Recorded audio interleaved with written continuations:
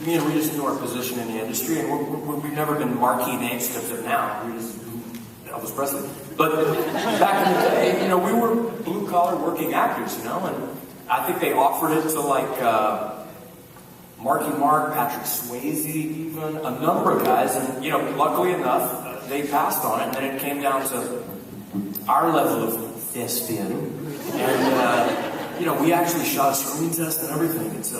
It was a special moment of casting. It was not so reliant on an individual, but a chemistry, I think, And me and Ree's been friends for a long time, so it didn't take a lot of acting to act like we hung out, because it's kind of like, they call and they'd be like, "Hey, you got the part?" I'm like, "Dude, I think we got the part."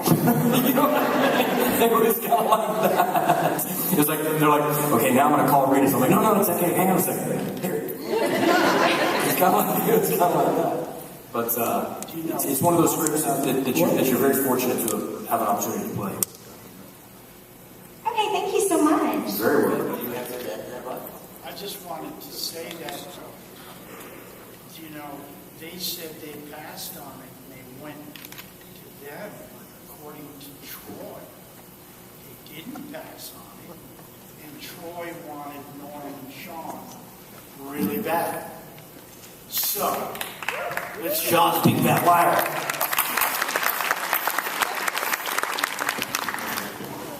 Let's be honest, I think that's an ego thing. I don't think anybody ever wants to say somebody passed on something I wrote. But the truth is, there's a lot of big names that I'm very fortunate that they had something else to do, so I had an opportunity to do that. Yes, ma'am. Are you working on something, Cliff, right now for the long hair? I was keeping this long hair for a pilot I had done a year ago, but I'm now no longer doing the pilot. Now I'm doing 999, so... No, I can cut it. I'll probably cut it, honestly, probably Friday. Because we watched Sean keep his long for Dexter and stuff, and boy, now I wish Rita's would just cut his. We're going through a hippie phase. Yours looks good now. But me personally, going back to doing my own stunts, that whole ideology, I'm really big on keeping things as real as possible. I loathe wigs. I loathe fake beards and sideburns and mustaches. I need it to be real. And that's just how I like to do things. So if I have an opportunity, and I feel like I don't have any tattoos, so for me personally, our bodies are canvases, so there's nothing worse than having to cover up tattoos, put up other tattoos, and then you gotta go to set like a half hour early or even earlier. So I've just been growing it out in hopes of finding, I don't know. It's always easier to cut and grow. So in the off season, it's always easier to just let the stuff grow, because you can slice it, but you can't grow it overnight. Plus, Sean, your bedhead pics are hilarious. They wouldn't work with a short haircut, would they? They wouldn't. Let's be honest. Type 9. They look the same. Yeah, exactly. And they're different. Yes, ma'am. He's first, actually. Hey, don't you ever correct me.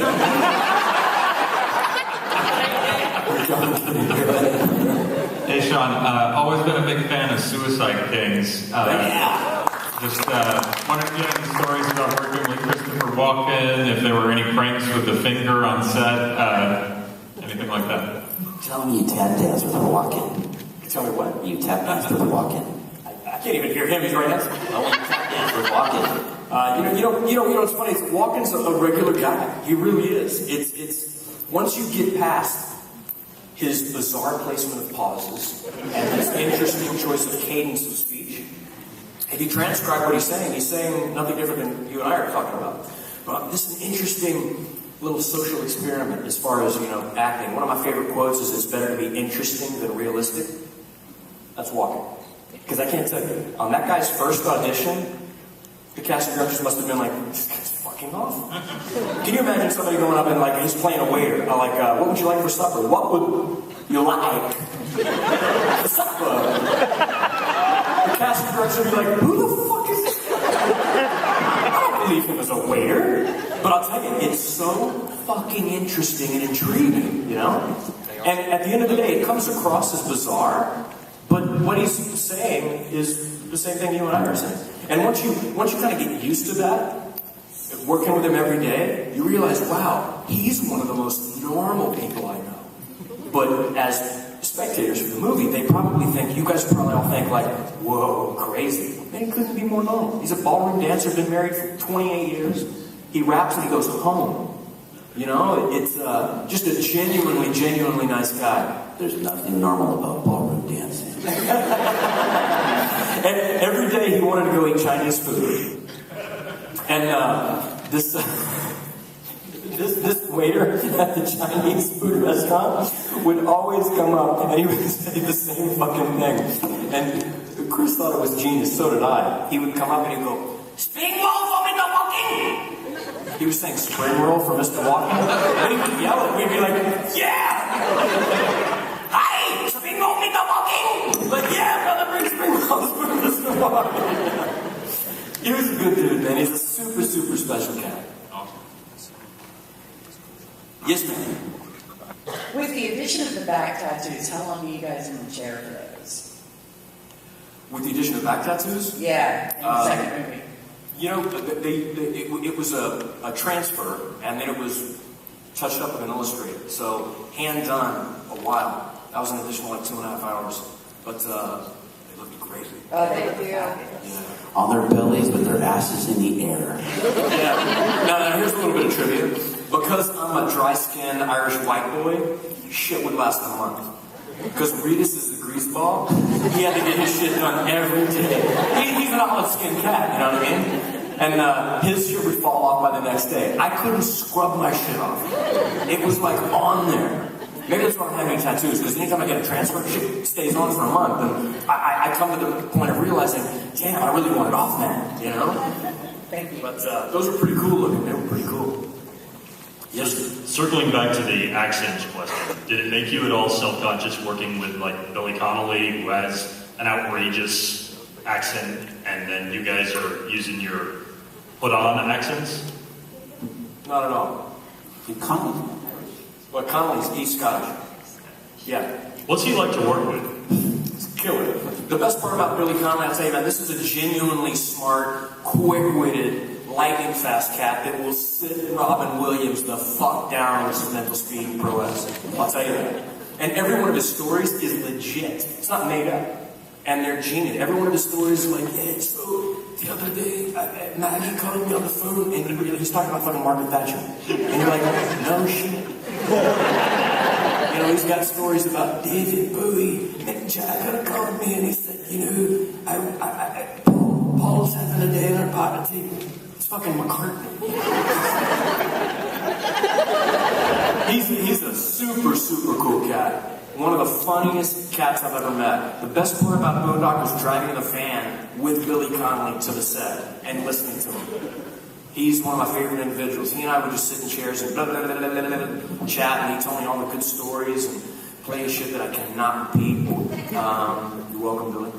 And but super good guy, man. Super good guy. But back to the dialect, you know, it's there's you know, when people say, oh, you know, wow, was it difficult filming this or that? It's fucking acting. Yeah. I've had real jobs. They're not real jobs.